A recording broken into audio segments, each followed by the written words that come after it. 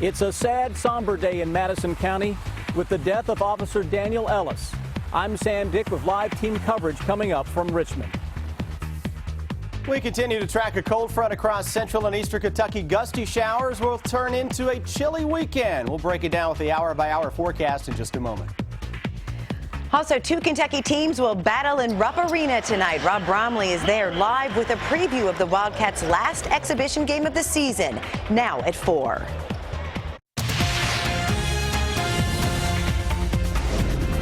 This is WKYT News at 4.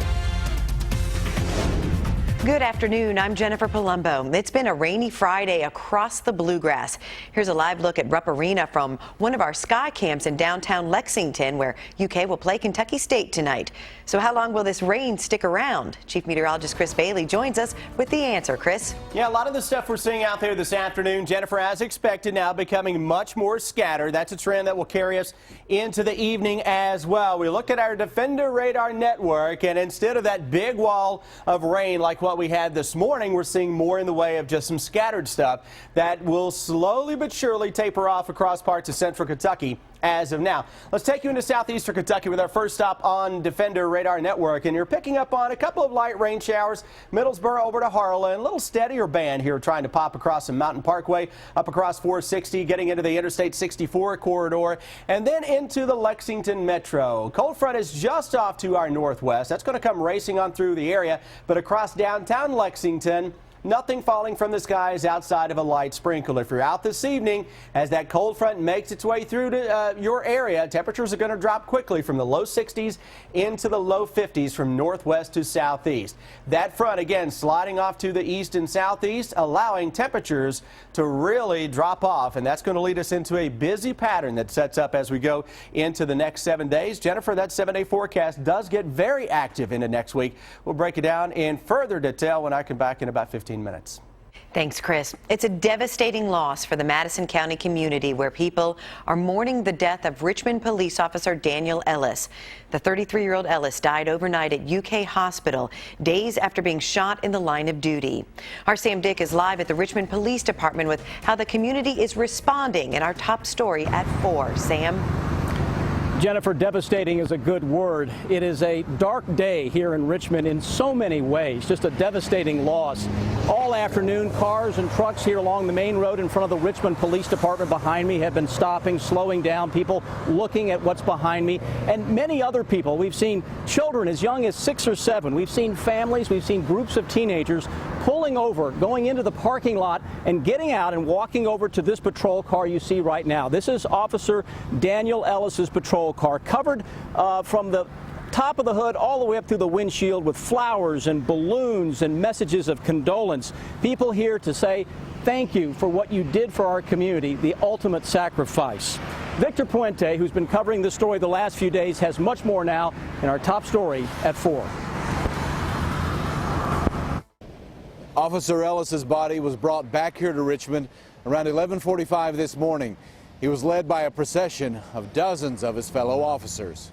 After his death around 2 a.m. at UK Hospital, Ellis's body was taken to the State Medical Examiner's office in Frankfort. Then another procession brought him to the Oldham, Roberts and Powell Funeral Home here in Richmond. Ellis was shot Wednesday morning as he and another officer investigated an attempted robbery. The man police say ambushed Ellis, Riley Sizemore, was charged with attempted murder of a police officer. State police tell me they expect that to be upgraded to murder. People lined Barnes Mill Road as the procession came in. One of those women said Ellis had helped her daughter after a crash where she flipped her car. She said they remembered Officer Ellis because he checked up on them long after that crash. I just think it's so sad that somebody tries to help so many gets done like this. It's sad for the community.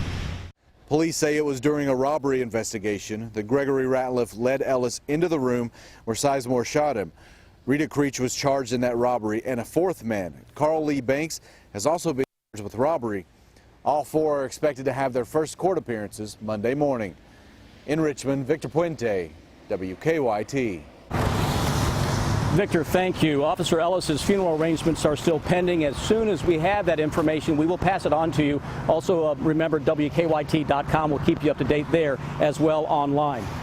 Across the city, businesses after businesses have come out to plan fundraisers to help Officer Ellis and his family. The Rolling Bistro, for example, their food truck, says they're donating all their sales between 10:30 and 2:30 today to the Ellis family.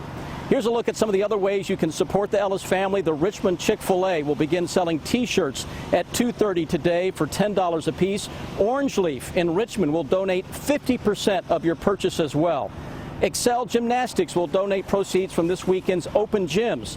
And Sexton and Sons Moving and Storage will be taking up donations as well. We have a complete list of fundraisers, plus the latest information on Officer Daniel Ellis on WKYT.com. When something like this happens and a police officer's life is taken, it hits everybody in this community. As I said, I've seen children as young as 6 and older folks here, all paying their last respects to Officer Ellis, which is beginning today. It'll continue for days on end as we reach that funeral point. As we get those arrangements, we'll pass them on to you. Jennifer, back to you. Thank you, Sam, and we'll check back in with Sam coming up at 4:30.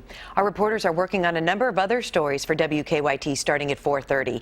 Amber Philpott is in the newsroom with some of the news in progress. Good afternoon, Amber. Good afternoon to you, Jennifer. A paramedic remains in critical condition after a car hit him. It happened near the intersection of US 27 and 39 in Nicholasville last night. Police say John Mackey's ambulance was clipped by another car while responding to a call at the jail. We're told another car then hit Mackey when he got out to inspect the damage. But he was faithful in his duty, and he wanted to see that the people of Jessamine County were covered and covered adequately. A 17-year-old was behind the wheel of the car that hit Mackey. Police say it appears the driver was not at fault. A former Lexington firefighter convicted in a violent hit-and-run crash will spend 10 years in prison. Jared McCargo was sentenced this afternoon. He was found guilty of assault and DUI in a crash last year at the Beer Trap in Chevy Chase. The crash seriously injured a National Guard soldier and damaged the building. The judge accepted the jury's recommendation of 10 years. We'll have more details from the courtroom ahead on WKYT News at 4:30. And police are investigating a double shooting outside a Lexington strip club overnight. It happened just before 3 this morning outside Camelot East on Richmond Road near New Circle. When officers arrived, they found one man shot in the head. Another man later showed up at UK Hospital with a gunshot wound to the chest. Police are calling both life-threatening. Right now, police don't have a description of the shooter. That is a look at some of the news in progress. Jennifer, back to you. Thank you, Amber. The Kentucky Wildcats have their final test tonight before they open the regular season. They're hosting Kentucky State University at Rupp in the Cats' last exhibition game of the season.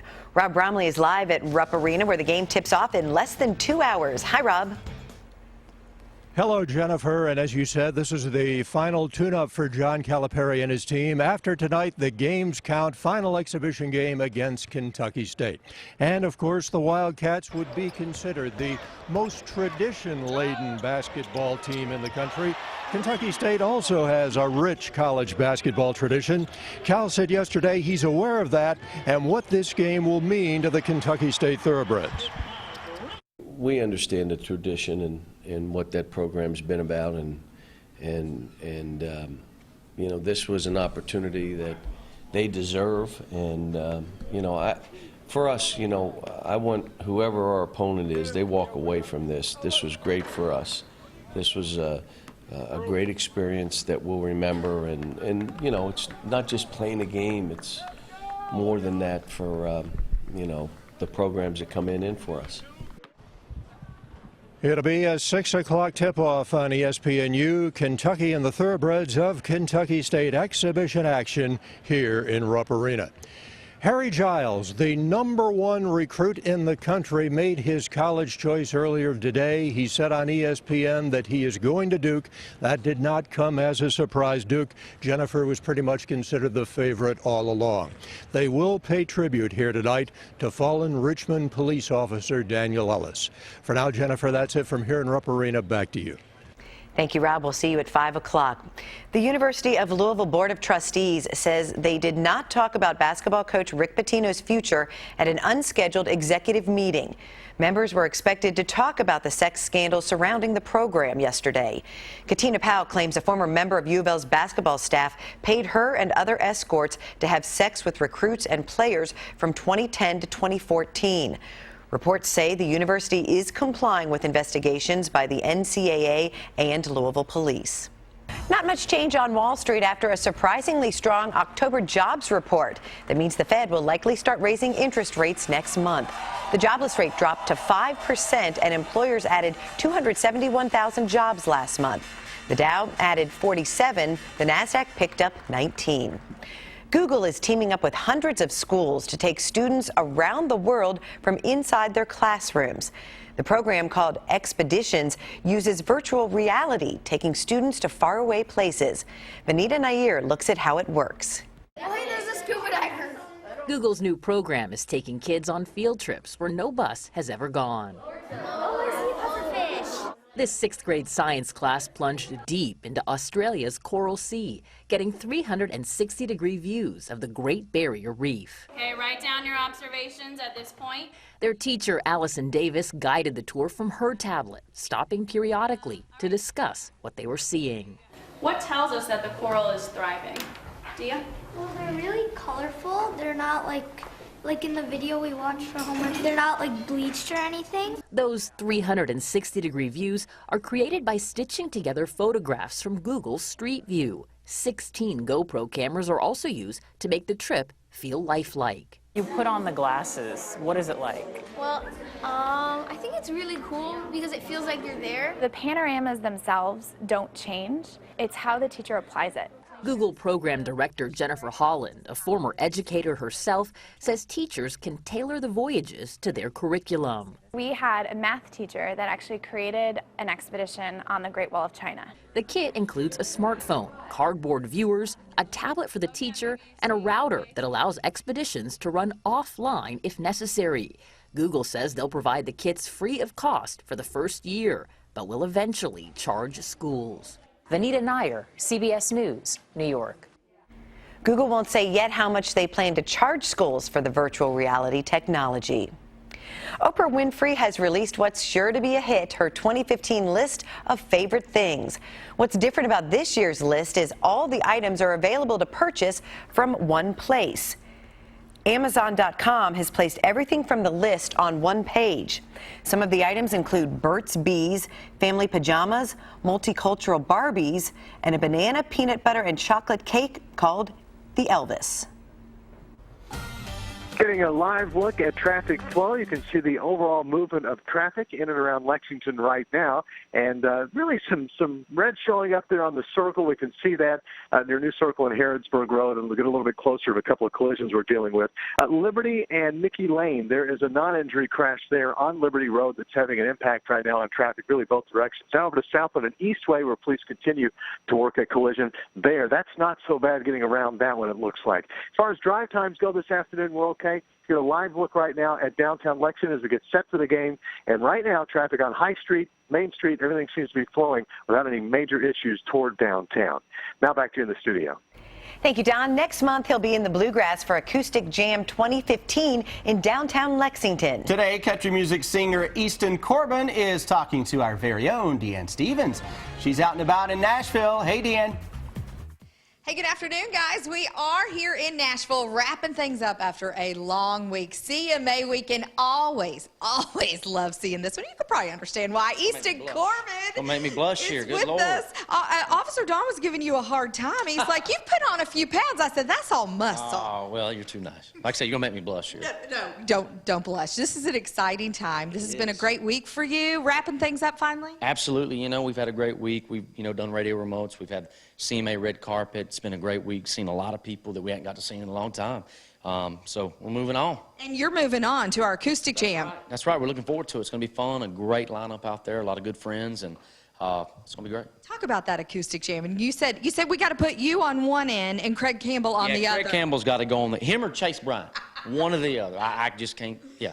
This acoustic jams is a great opportunity, and we're clearly kidding about that. We're joking. For you all to kind of have like a reunion, kind of like much of CMA week has been. It is. We get out there, and it's cool to do a little bit different thing because, we're always out there with our band. And so it's always kind of cool to kind of bring it back to your roots and because a lot of times, that's how you were playing those songs was acoustically. So it's great to get back, hang out with your buddies, and have a good time. All of our friends that listen to 98.1 The Bull love that Yep song. Thank you so much. Tell us about that song. It's one of those type of songs, I first heard it, and I was like, everybody can relate to that. I know I can, It's one of those things where your buddies call you up and say, hey, come out. And you got to work the next day, and you're like, all right, I'm coming out, but I only got a couple hours to hang out. I'm going home early. And then maybe a pretty girl catches your eye, and then you end up standing there until closing time. Right. And you've had a few too many. And then you say, yep. Yep, right? exactly. Yep. All right, well, we will see him sing that at our Acoustic Jam. Tickets went on sale this morning. I understand maybe, possibly, very few still available, so you can check that out. All of the info at WBUL.com. Easton, Corbin, we will see you December 8th. Appreciate you so much. I'm Deanne Stevens, out and about in Nashville. In this countdown to game time, the football Cats hit the road for Georgia and UK basketball's final exhibition game of the season.